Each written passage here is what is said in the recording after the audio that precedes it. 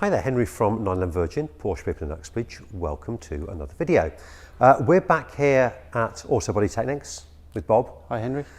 The car has changed somewhat. It's bald. It's got no paint on it anymore. The car's been on quite a journey since you last saw us. We've dropped it off and we've stripped it back, so the engine and gearbox were already out. We dropped suspension off it, and one of the things I wanted to do was to put it on a jig and to make sure the car was nice and straight. I didn't buy the car from you. I know this quarter panel I'd put on it, and at the time there was a debate as to whether it wanted to go on a jig, and I wanted to see what the front end was like. So the car took a little journey to Classic Car Revivals in Hertfordshire, put it on their jig, and we'll see what happened there. And then we'll come back. And I also got told off because on our last video I talked about Bob's project 911, and I said, yeah, we'll have a look at that. We never had a look at it, and I've been told off. So we're also going to have a look at Bob's project 911 that he's doing for himself. But anyway, through the wonders of modern technology, we're now going to shoot off to Hertfordshire and to speak to Dean and to see the car going on the jig. Right, hello again. Henry, Bonnet Virgin. First of all, apologies for the video. I've come down and I've forgotten our microphones, so if the audio is a bit poor, do forgive me. I am in rural Hertfordshire, a firm called Classic Car Revivals, and the main man behind the whole operation is Dean. And you can see the 964 RS is on a very funny stand. This is the one part of this restoration which I was a little bit nervous about, because one of the things I wanted to do before we started doing the bodywork was to get the car on a jig.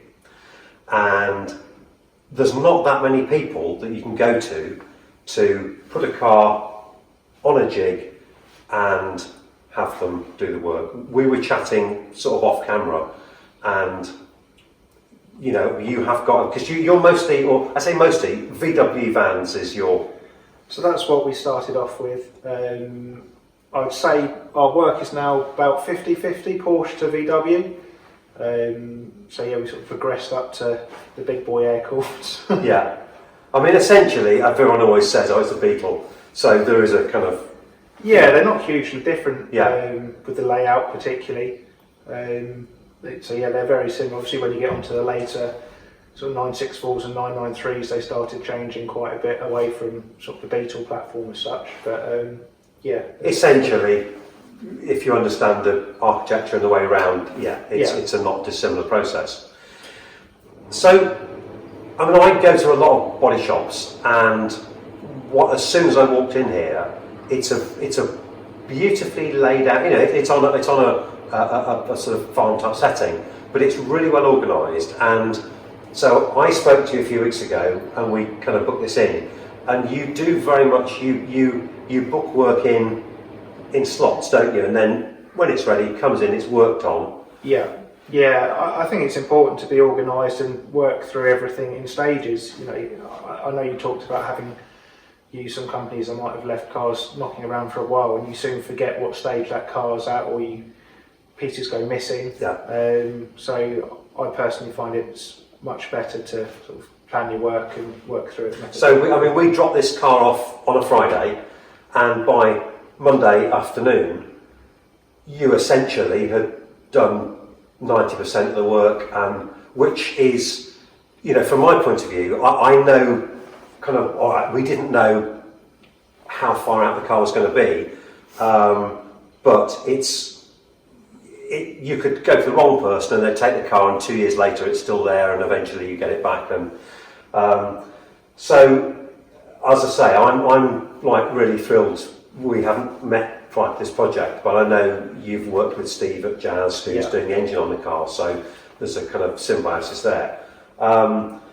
So talk to us a little bit about putting a car on a jig and how it all works. And so you've got this the red part here. Yeah. Essentially is the jig. So that's your main bench, and then you've got your cross beams that bolt onto that bench at various points. You've then got towers, which are pretty much universal for each car, and then these brackets, which are specific for each car. So the blue tower would be kind of generic for 911s, but then generic for most cars actually. So okay. you can hire or buy the brackets for almost any car. I mean, Select have been working with most manufacturers for over 60 years now. So you'd buy or hire the red brackets, okay. and then you'd end up with a plan which I can show you that tell you where to bolt your beams on down the bench, then which height towers, because we've got several different heights of tower, where they go, and then your subsequent brackets and fixings. And so essentially what you end up with is a series of posts and a series of points, if you will, hanging in the air, yeah. which should align, if the car's perfect, should align with bumper bracket or bumper mounts, with suspension turret mounts, yeah. with jacking points, subframe mounts, engine mounts. So all of those key points are picked up on the jig, and obviously if those don't line up, then you know that the car is not straight. And then we were talking either using a porta power or a kind of strong arm and actually kind of pull it apart. Yeah. So you dropped this on, it lined up beautifully, nothing to do. You phoned me and said, yeah, no problem at all, Henry. She's a good one, and away we go. Yeah, I don't know what you're worrying about. So because I knew this quarter panel, I put this quarter panel on, and I was in France, and a little moment, it wasn't horrific, but we knew at that point, you know, I put that on. I was young and naive and I hadn't got any money, and we thought the leg was a bit low, and that's exactly what you found, wasn't it? This leg was a bit low, and indeed, essentially that's low, and the back end's slightly over that way. Yeah, so the end of both chassis rails were basically pushed over this way, and I think it was about 30mm low that side. Yeah. Which that's quite a large amount, but obviously because of if your chassis leg is out here, if you move it there a little bit, it moves here a lot, yeah. And so so that's down on there, and then you've pulled it all back in. Yeah. And it's a real skill, isn't it? Because you've got to look at a car, try and understand why something may not be aligned, work out where you've got to pull it, and kind of try and do the opposite of what's happened to it. There is that, and there's also, like I pointed out with the chassis rail the other side, if it bends here, it generally causes an issue further down the line, and you need to find those areas where the chassis or any strengthening structure has moved, and it doesn't have to take a lot, like you said, to move there. It causes a big discrepancy at this end. And you were kind of saying that on the early cars, you almost see they're almost kind of all dropping down a bit because the weight of the engine is sort of bouncing up, and over 30, 40, 50 years, it almost sinks it down. I mean, to me, a jig is. I'm kind of amazed that more places don't have jigs in some way, because I know we were waiting for a slot to put this on, and you were doing, is it 73T Targa? 73T Targa, and you've essentially built that car up, haven't you? You panelled it up on the jig. Yeah. So that the whole car is absolutely square. You're not putting panels on and guessing and trying to just work at all. And I think essentially this system was designed for accident repair, but I think it's becoming a bigger and bigger part of restoration. To be fair, it has been a part of restoration for many years.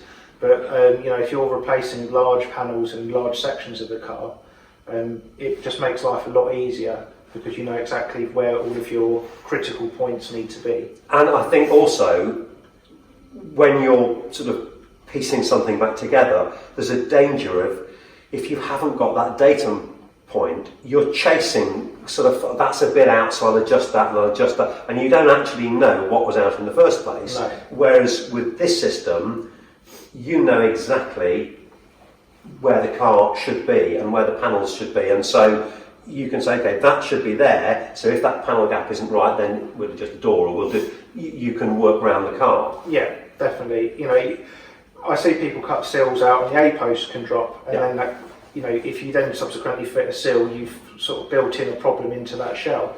Whereas if everything's supported where it needs to be and you cut the sill out and you brace things that you should be bracing, you haven't got those issues further down the line, and you're not building issues into the rest of the I mean, we've now got the car stripped down, although you were saying you normally see them more stripped down this year. We've still got the dashboard in, we've got steering column and the seats are out, but you know, you were saying normally you literally just get a bare shell. We're not having to go quite that far, because I think the 964 is interesting in that it's a classic car, but it's kind of not an old, like 1960s type classic car. It's still in the modern era. Yeah.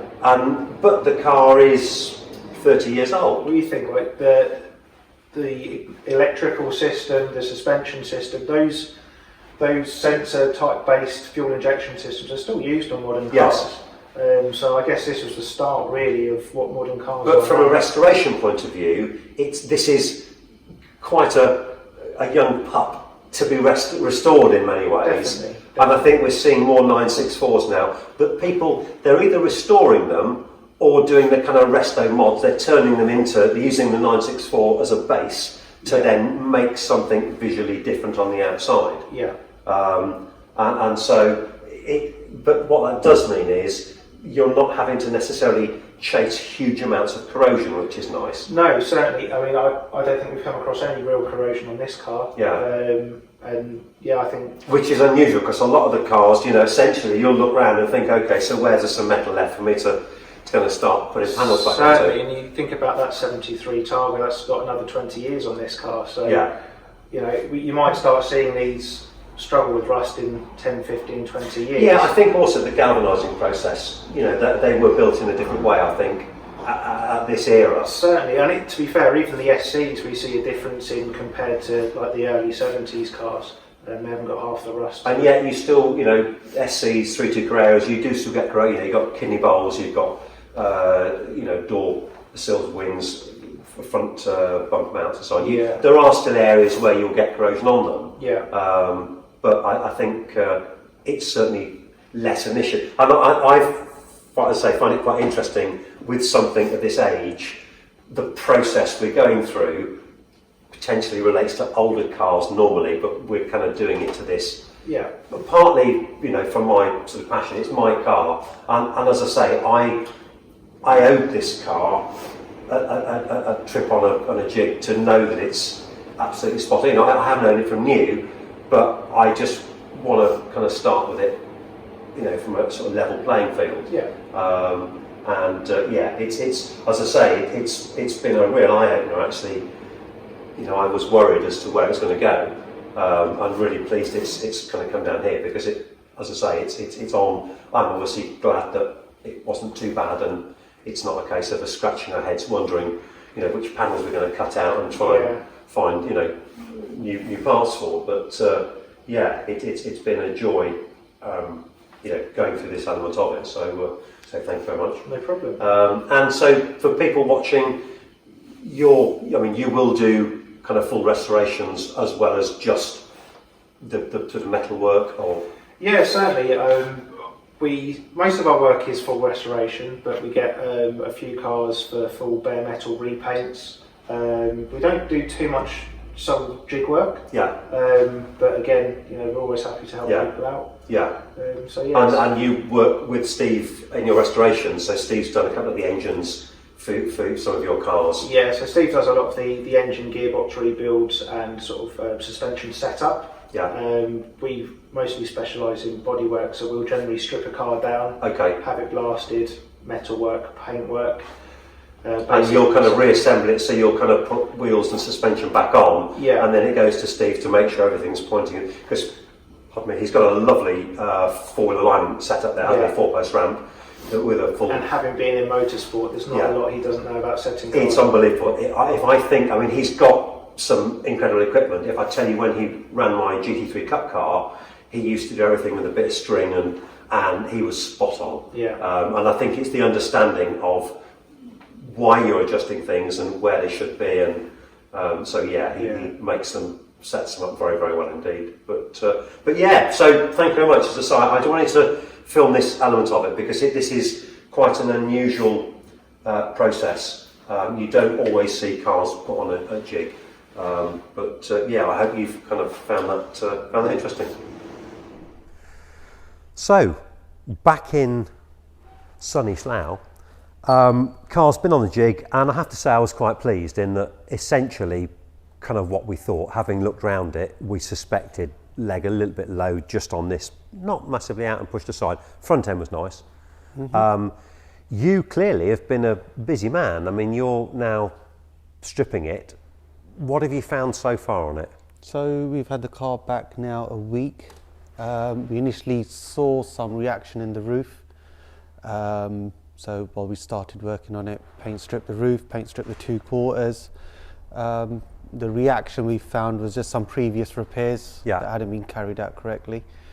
Removed all those repairs, panel beated the dent back out, and then just started the repairs. Because you were saying, essentially, there was a couple of dents, almost where someone's kind of leant on it. And yeah, almost maybe someone's leant on it, or maybe something's fallen on it in the garage. Not accident related, just cosmetic dents. Because that was my fear. Obviously, I could see there was paint sort of reacting. You think, oh crikey, what are we going to find? There's roof spin. You never know what you're going to find until all the paint's come off and we're back down to bare metal.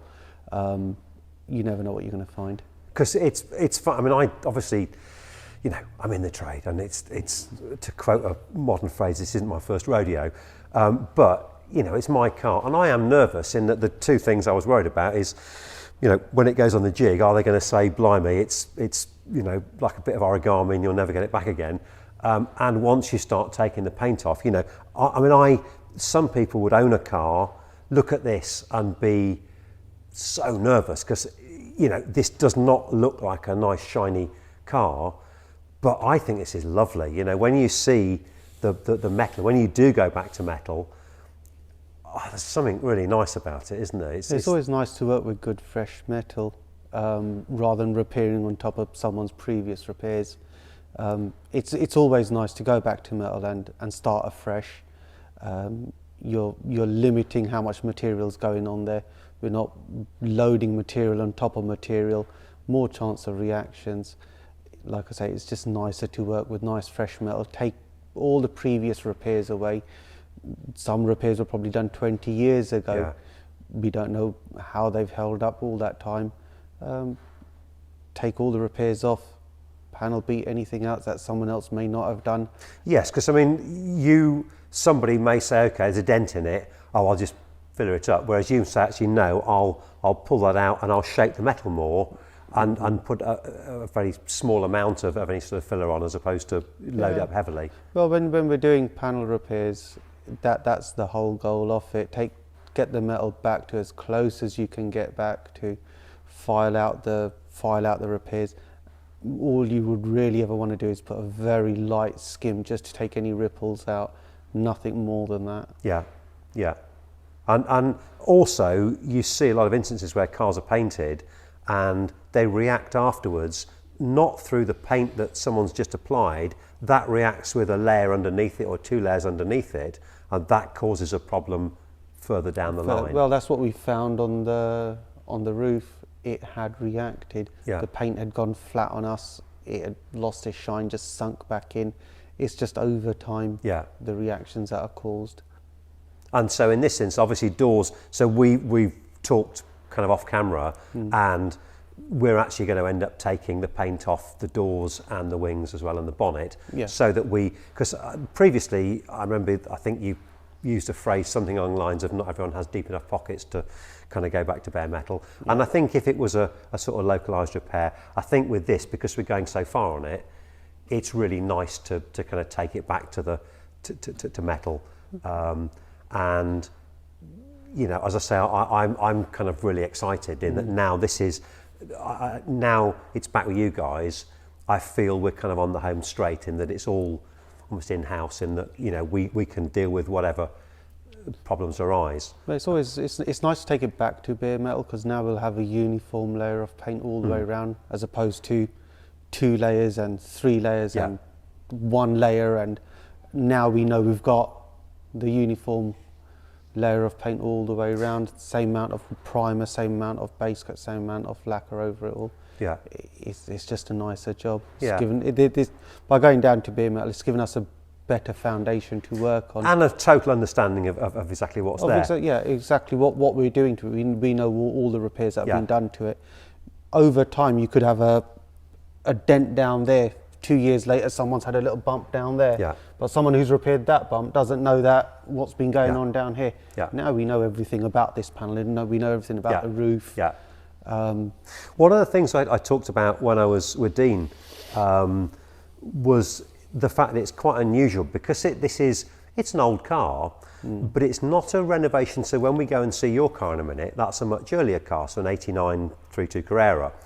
But we're not really dealing with corrosion on this, are we? So it's not that we're kind of having to dig out massive amounts of corrosion and panel, and it's kind of essentially beautification with these 964s rather than full on taking it back to the bare shell. This is more cosmetic repairs. Like you say, like we know that this car's been dry stored for the last 10, 15 years. Yeah. So we always knew that corrosion wasn't going to be a major problem in this car. Yeah, 964 still has its little areas of corrosion. We didn't find that on this one. Yeah. Yes, as you say, because it's not been kind of on the road in all that Yeah. period. But it's kind of unusual, really. And I think with this project, we've got a foot in two camps. It's a kind of restoration, but it almost isn't a rest. I mean, we're going through all the same processes you'd go through with a full restoration. We just haven't had to, weld in the new floor pan and do that sort of thing. That's the only difference. We're not doing any cutting out and refabricating. It's not far off a full restoration. Yeah. That's the only process I we're was not going to say, doing. by the time we've ended up with engine and box or whatever. We're pretty much touching everything on the car, whether it's someone's touching the suspension or renewing something. Yeah. Every part is getting addressed on this car. Yeah, absolutely. Speaking of cutting out and bits and pieces, that's probably quite a neat segue into going over your project, finally. So Yeah, shall we go finally. upstairs and have a look at let's your go 3.2? upstairs. Let's have a wander. Right, finally, having promised in the last video that I would come and show, we are now, this is Bob's project. Started off life, well, it still is, at 89. Yeah, so this started life as a 89 3.2 Carrera. Yeah. It still is an 89 Yeah. 3.2 Carrera. So we found this on the web. It had been involved in an engine fire. Yeah. So where I'm standing now. So where you're standing now, it was the rear wing. It'd come into this door. Yeah, it was nice still and feel hot. the heat. Yeah, and the engine. So Okay. it was that. But to be corner. fair, because the engine it wasn't kind of toast. I mean, the engine is being rebuilt, and it was kind of ancillary bits of wiring and that sort of thing. Yeah, so it was all the fire wasn't as bad as it sounds. So it was all the sort of the wiring and the plastics around Yeah. it, but the main block of the engine was, came away quite. But nicely. from your point of view, you were looking for a car which you could turn into a kind of, is it a retro mod to kind of retro style it? Yeah, so we want. I've always wanted to do a. I wanted to always do a resto mod. We were always doing bits and pieces for customers' cars. So I thought, you know what, it's time to do something for myself. And then the right car, the right base car came around. Yeah. For me to do what I wanted to do. So in contrast to my RS, which we said, not a lot of corrosion, this is obviously a car which once you pulled it apart, you couldn't just take the paint off and repaint it. And so you've actually done, this is a kind of classic example of all the key areas you've touched on a pre-89 3.2 Carrera. So talk us around which areas. First of all, I mean, in terms of the panelling, you've extended the arches on the rear quarters. Yeah, we've extended the rear quarters, and that's with steel panels. They're all steel panels, no fiberglass panels. That's one thing I hate, is using fiberglass wings, and so these are all steel panels. Put a new door skin on. And again, we were talking off camera, so the reason you've done that is just where the heat had affected the panel, it had just changed it shape-wise, and so... It just warped the door panel. So I put a new door skin on, so now I know that it's a nice fresh piece of metal there that will last for the next 20 or 30 years to come, looked after correctly.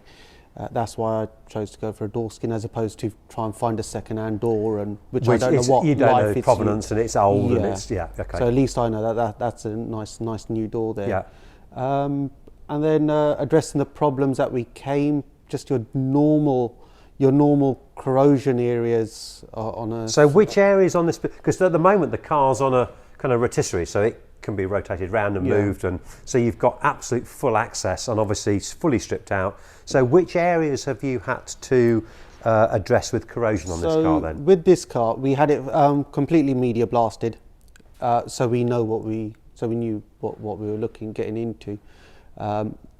Funny enough, the car looked really solid. It looked a really good car, minus a couple of burnt panels.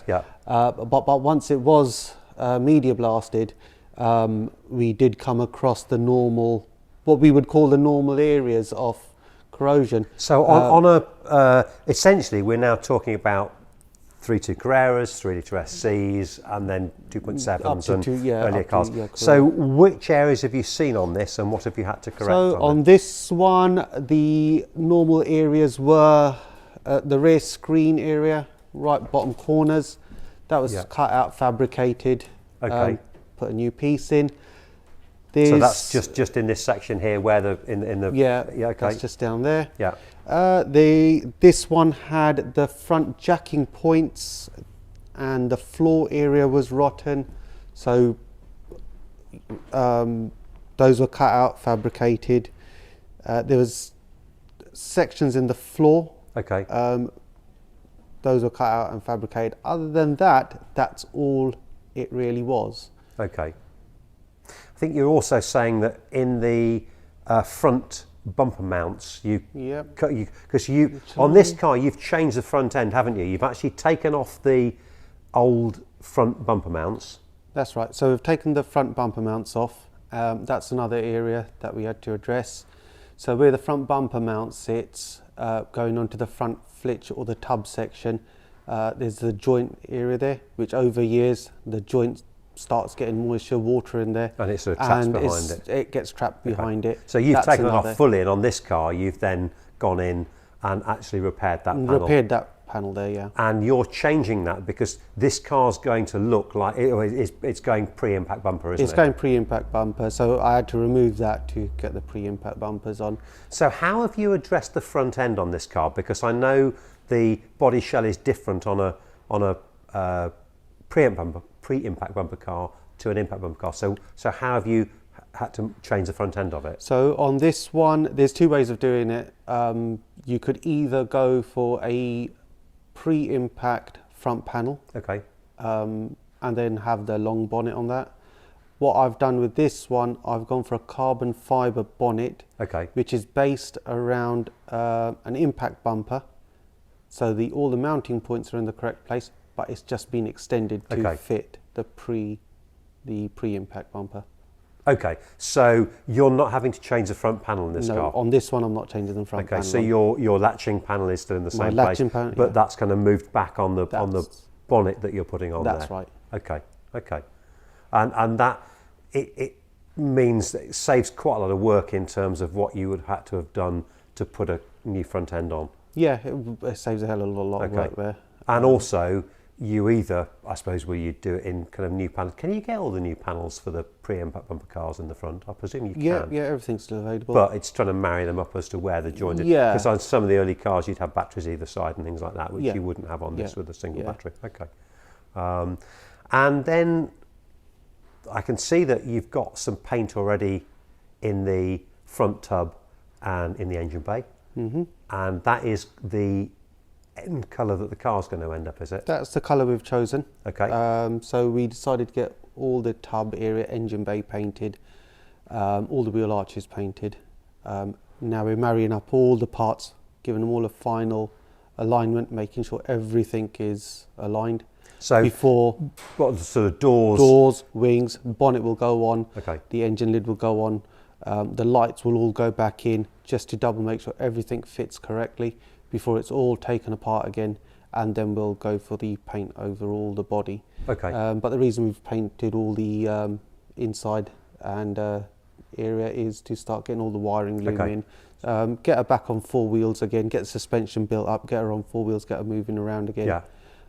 And suspension-wise, you're going for quite a modern suspension, aren't you? You've improved the suspension on standard. So suspension-wise, we're going with a KW Club Sport suspension.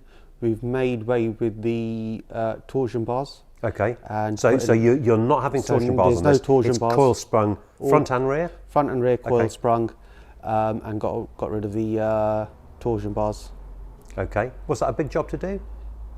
No, not a big job, but a very expensive job. Right. In parts. Okay. So, because obviously the fabrication side of it is kind of, it's in-house, Yeah. but obviously the parts, The sadly, parts are, there's no way around buying the parts in. We've still got to buy all the parts in. And how are you, I mean, I know you, we friends, you're a good guy, and how does it differ working on your own car to a customer's car or not? No. The way I would do this car is the way I would go upon a customer's car. But in terms of kind of finding, I mean, I've followed this, and actually it's progressing. Normally when I go and see a body shop with their own project, this thing's sat in the corner and it never to be touched. So I think this is handy because we're up on a little mezzanine level and we're kind of away from the main workshop. Yeah, so it's nice having this little area for us for our restorations. We can do some work on it. Restorations are always going to be a messy project. Yes. You're always going to have tools about. There's always something going on around it. It's always going to be a bit chaotic. Having this space up here, we can have that chaos going on with this car, but keeping it away from the mainstream workshop that's going on. But also with this, you can kind of come up here.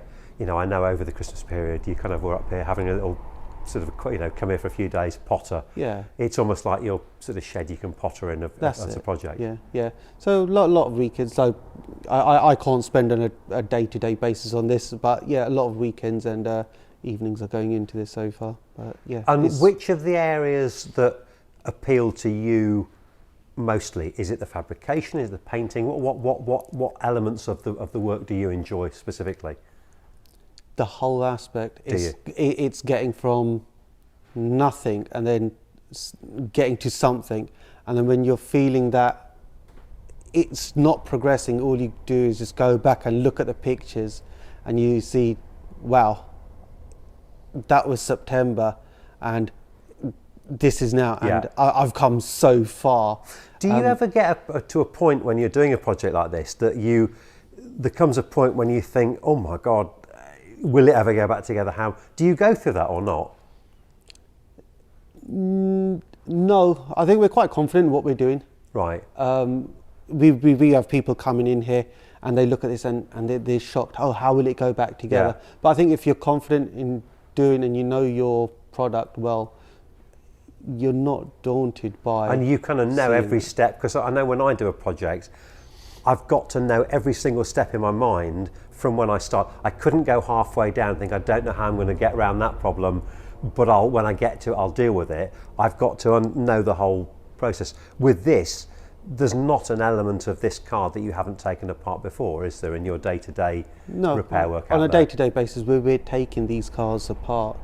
So there's, you know, within our team, there's always someone that knows where something goes. Well, the nice thing about this, when the car's stripped down to this, you know, if you're putting kidney bowls in, or if the quarter panels are off anyway, you've got good access, and so it means that, and as you say, you had it media blasted, so it's nice to have good access to the whole car when you're working on it. And this rotisserie, as I say, it allows you to kind of turn the car around and actually work on it. Yeah, so we had the car on its side, so it just makes life easier. You see a lot of people working on high axle stands and then they're lying on the floor trying to do something.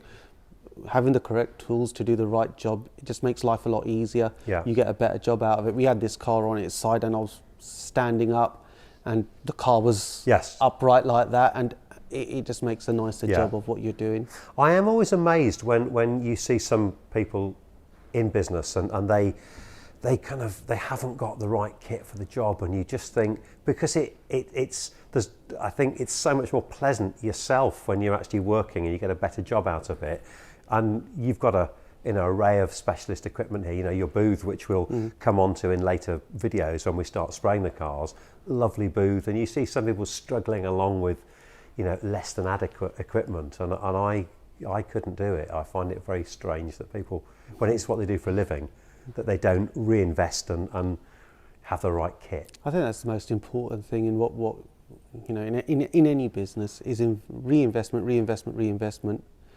getting the right tools to do the right job. It's just so important. Yeah. So how long do you think you're going to be then between now and getting this?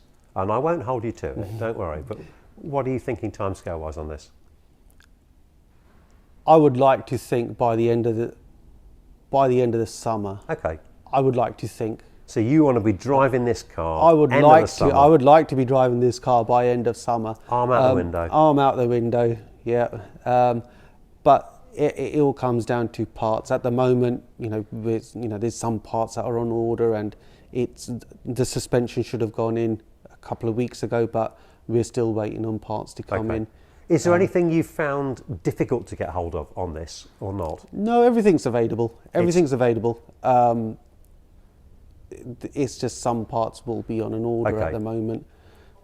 I'm glad we've kind of finally made it up to your little secret den up here and seen the car. And I mean, I know we've chatted about the direction it's going to go, and I'm quite excited to see. It's kind of quite nice. We've got two projects on the go each, working alongside. I'm restoring to kind of factory original, and with this, you're kind of going a little bit freestyle and being a bit more creative. Just making it my own, what I would want out of my personal car. Yeah, so that'd be good. Hopefully, we can kind of see the two cars, as you say, in the summer and see them together. We go out and about, it'd be good. But we will revisit this in a later video. So as we come back to the body shop, we'll pop up back here and see. I can certainly see you've got a bit of work to do. I can see a big spaghetti junction of wiring to address there, which I don't envy you. I hope you found that useful. As I say, it's been great to come back to Auto Body Technic, and now we've got the RS. I'd almost say back home, because it's, to me, this is, we work so much down here, it's kind of home.